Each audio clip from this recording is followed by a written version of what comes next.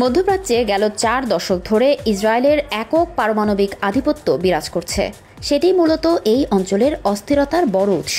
পৃথিবীর আর কোনো অঞ্চলে এমন কোনো একক ও অনিয়ন্ত্রিত পারমাণবিক শক্তিধর রাষ্ট্র নেই। বর্তমান সংকটের জন্য ইরানের পরমাণু আকাঙ্ক্ষার চেয়ে ইসরায়েলের অস্ত্র ভাণ্ডারই বেশি দায়ী।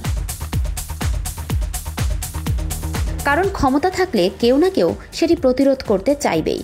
আশ্চর্যের বিষয় হল, ইসরায়েলের বিরুদ্ধে এতদিনে কেবল ইরান ছাড়া আর কেউ প্রতিদ্বন্দ্বিতায় নামেনি। 2012 সালে ইরান ইসরায়েলের প্রক্সি যুদ্ধ নিয়ে এমনই মতামত দিয়েছিলেন প্রখ্যাত রাষ্ট্রবিজ্ঞানী কেনেথ নীল ওয়াল্টজ।